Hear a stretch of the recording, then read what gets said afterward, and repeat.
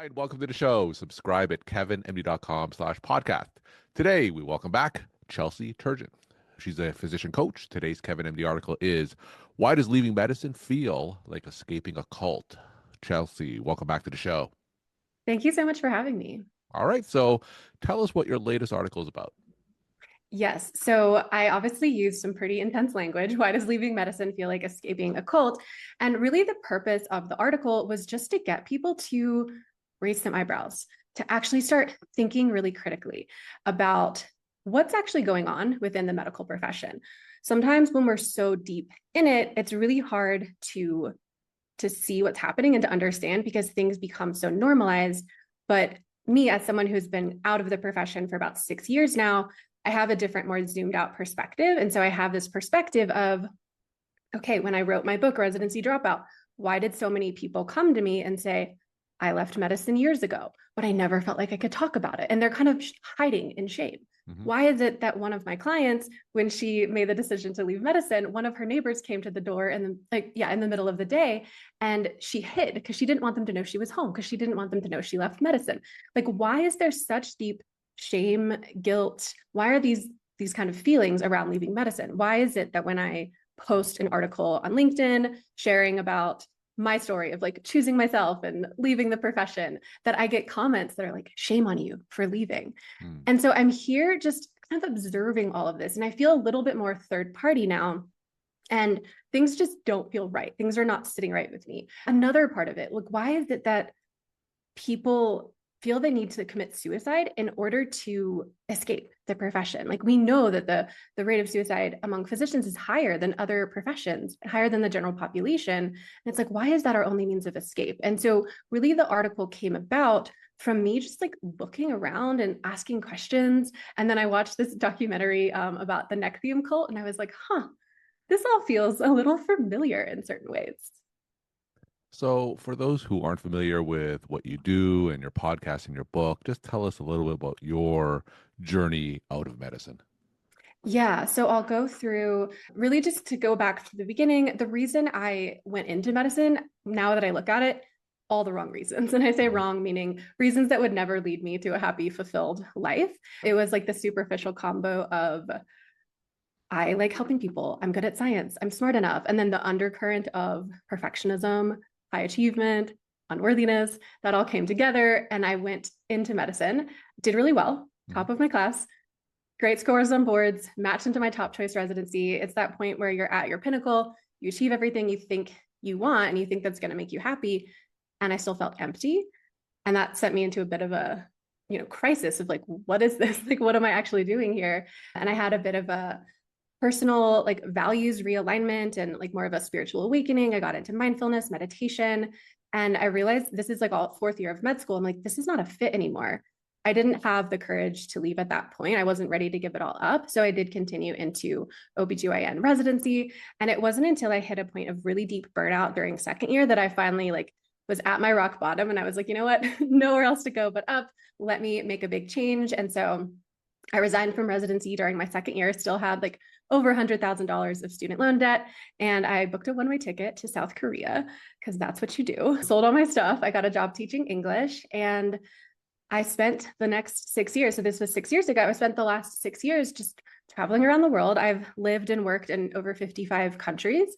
I have been learning everything about online business. I've built a six-figure business. I have helped hundreds of physician coaches escape burnout and find their purpose. And that's really been the journey that I'm on. So now that you've had time to reflect, what were some of the I guess for lack of a better word, cult-like attributes that medicine had that made it so difficult, not only for you, but some of your other clients and other physicians you talked to from leaving the profession? Yeah, so I went through, my own experience, and then I also went and actually read some things about cults to kind of put a list together of the ways medicine kind of resembles a cult. So one is expensive involvement, right? There's significant financial investment that happens at the front end. We take out massive amounts of student loans. I believe medicine is the profession where there's the longest period of time where you take out the loans and you put the investment in to when there's a payback. Because you think of other things like law and other graduate schools, there's not as long of a period of time where like you're underpaid in order to get it back. So there's significant financial involvement. Loans are a huge reason that a lot of my clients feel like they can't leave. They do PSLF, they do military. It Yeah. just keeps them stuck. There's a level of financial control that happens when your livelihood and the way you earn your money is like tied into this one profession that you have a really specified set of skills for. What are some of the other ones? Yeah, this one is super interesting. Mind altering practices. When you read about that, they talk about chanting and like speaking in tongues. And of course, we don't do any of that. Mhm. But then one of the ones on the characteristics was debilitating work routines, Yeah. right? Debilitating work routines keep you so busy, you don't really have time to actually think about what's going on. How many times are we just trying to get through till the next, till the next break, until the next vacation, that we're not actually stopping to think about it? There's something in that where we don't have a moment to pause and reflect about what's actually going on. And the state that we're in when we're sleep deprived, and even if we get 8 hours of sleep, we're still working quite a lot. The state that we're in, we're just weaker. We don't have as much like resilience. Like when I look at my clients, I'm like, you guys are incredible. Why do you feel scared to leave? Why do you feel like you can't do it? They're just like not broken, but they're just like really burned down Mm-hmm. from all of the work that they've been doing. Another part of that, which is another characteristic, but very related, is inordinate amounts of time are expected to be devoted to group activities, right? How often do we hear medicine is a calling? You should like be really happy to come into work on on the holidays. And there's just like a lot of culture around spend all your time here. That's one of the biggest complaints I get from people who come to me. They're like, my work is all consuming. It's not that I hate the work itself, it's that I also want to do other things, Mm-hmm. but I'm at home charting. There's like a study that was done on all the things that are expected in a primary care role that's like it was over 24 hours a day, like if they actually did everything they were supposed to do. So there's just like so much work expected of us that's supposed to be dedicated to this group that then that leads to another characteristic, which is isolation from Mm-hmm. others, right? So then if you're devoting all of your time to this group and you are debilitating like from this work routine, then you're also not really engaging with people outside of the group. So then a lot of your social circle becomes really small. Now, that doesn't have to be the case.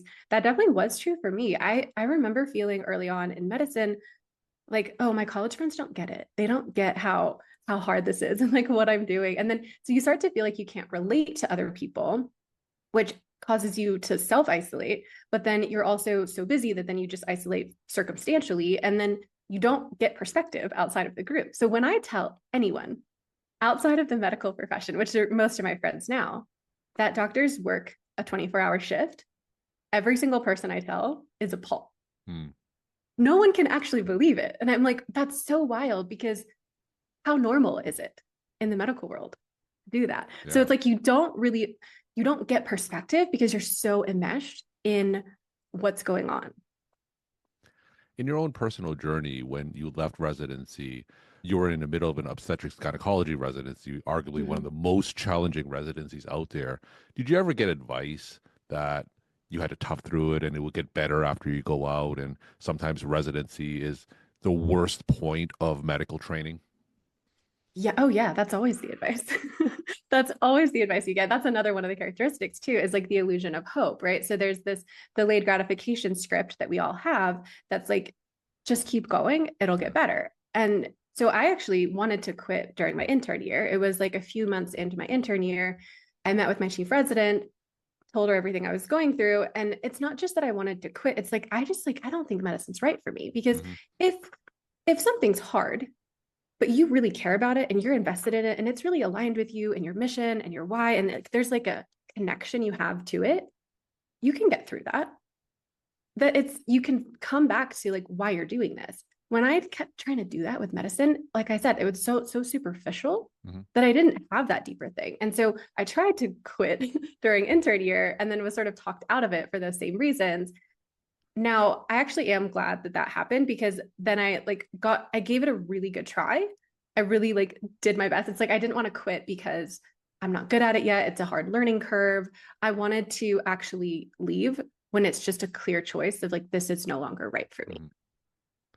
Now, you talked earlier about that culture of silence and the shame for those who want to leave clinical medicine. So, you talked about some of your LinkedIn posts where people would comment, shame on you. So, what exactly would they say? Like, what are some of the responses? Why should you be ashamed of that? Such a good question because I don't think they really make it clear. There's a couple times where people have given me something specific I should be ashamed about. And one of them is you took someone's spot Hmm. because there are limited residency spots. You took someone's spot and now someone else didn't get in because of you. And while that's technically true, I don't take any responsibility for that being my problem. Like that should not be the case. It should not be that you get your medical degree, you go through all of that training, and there's no way for you to practice medicine because there's not enough residency spots. That should not be the case. That's a systemic problem. That's not something I'm going to take responsibility for. So yeah, that was one of the reasons. I think it all comes from this like deep scarcity mindset. Like one is like also shame on you for like glorifying leaving the professions, like saying if I talk about it, then others will leave too, Hmm. and then it'll create an exodus. And it's like, well, that's not on me. Like what they would no one should stay if they don't want to stay. People should stay because they want to. If a bunch of people who are qualified and love actually practicing medicine still want to leave the system, again, that's a systemic thing. And so, yeah, I think it's those are some of the reasons I've been given, but then none of those make any sense to me. No, I agree with you. One of the things that I'm sure that you do in your stories that you share, your own podcast, and what I do here is really we need to kind of normalize some of these issues that make medical training and a career in medicine so difficult. So there shouldn't be a culture of silence. There shouldn't be any shame for people who are undergoing tremendous stresses to the point where they're considering leaving the practice.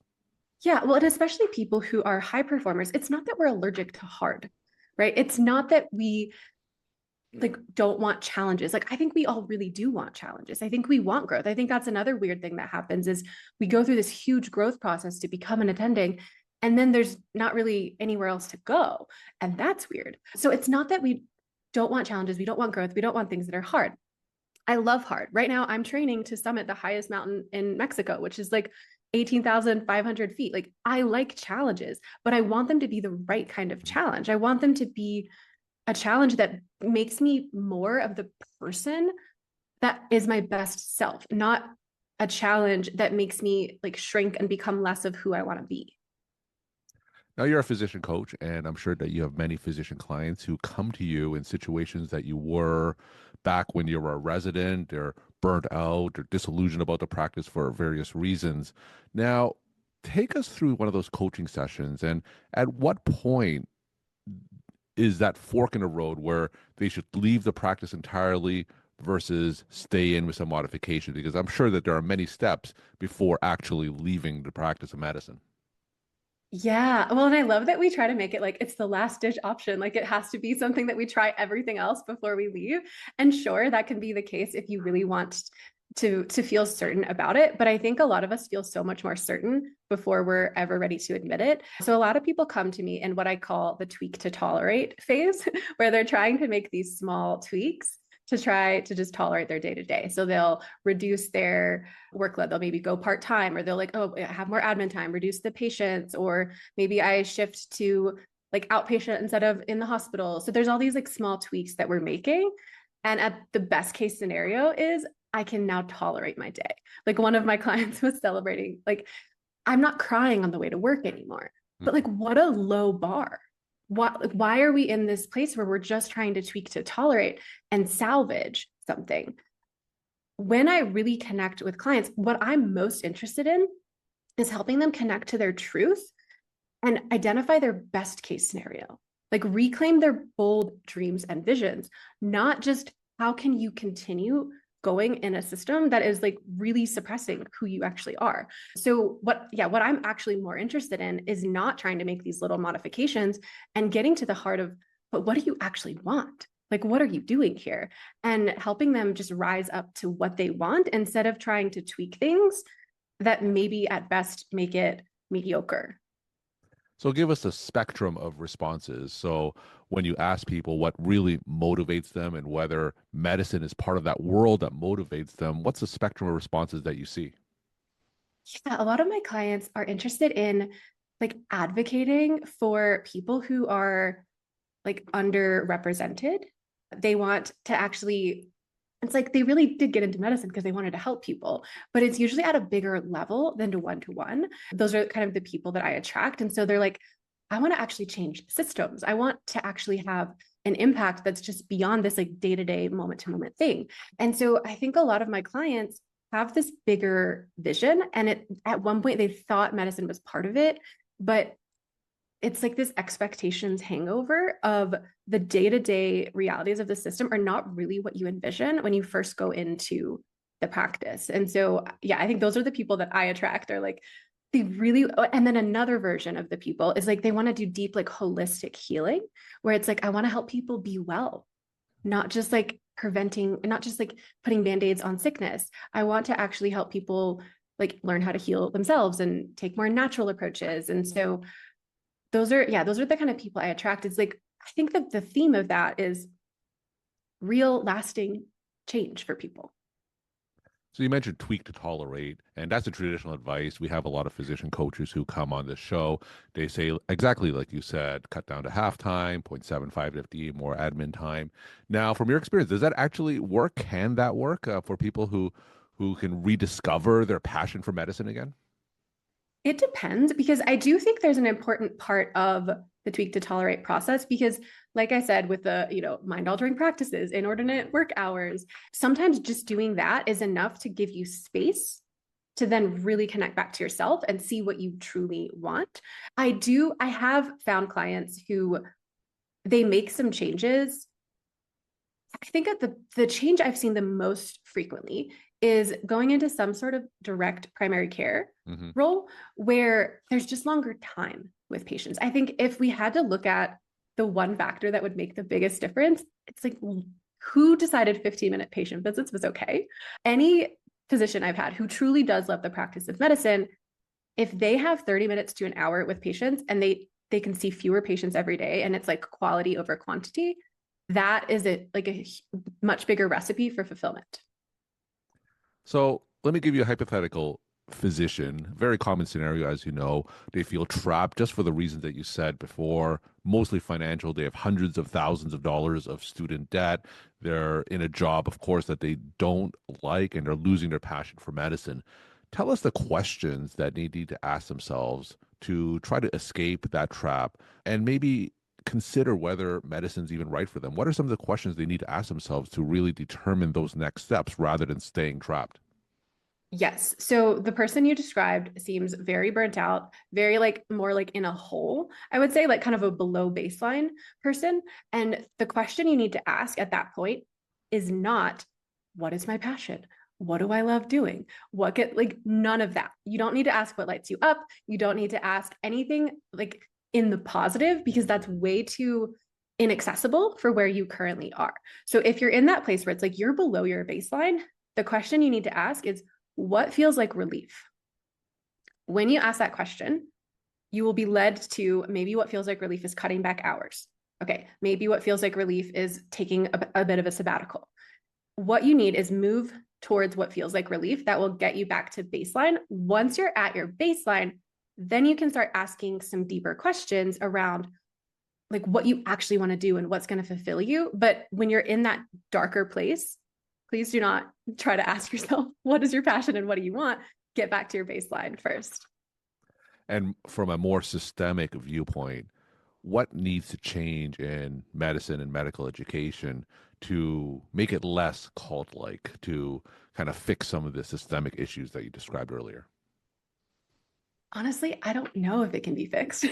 I think the only thing I can think of is the entire thing crumbles, which is probably not the answer you wanted to hear, Hmm. but I don't see a way. I think any change we make within the system is like a tweak to tolerate change.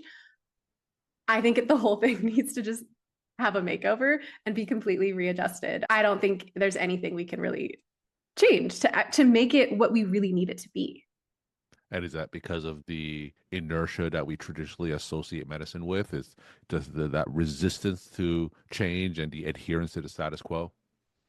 Yes.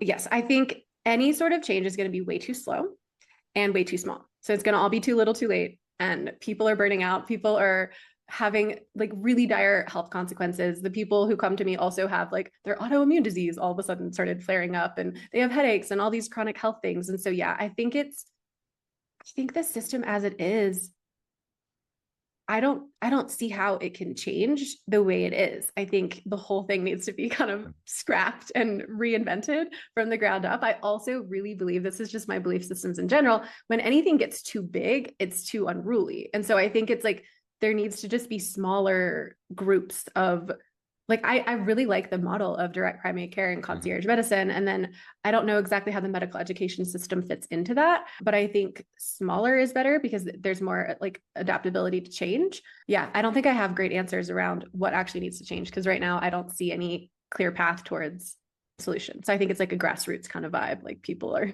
get themselves out, take care of Mhm. yourselves, and then we'll see what happens with the system. We're talking to Chelsea Turgeon. She's a physician coach. Today's Kevin MD article is Why Does Leaving Medicine Feel Like Escaping a Cult? Chelsea, let's end with some take home messages that you want to leave with the Kevin MD audience. Yes, I want you to know that your lived experience matters. And it's the most important data point that you can have when you're making any sort of career decision. When I say lived experience, what I mean is how you feel matters. It's okay to like honor your feelings and to know that whatever you're experiencing is real and true. And you get to honor that. Chelsea, thank you so much for sharing your perspective and insight. And thanks again for coming back on the show. Thank you for having me.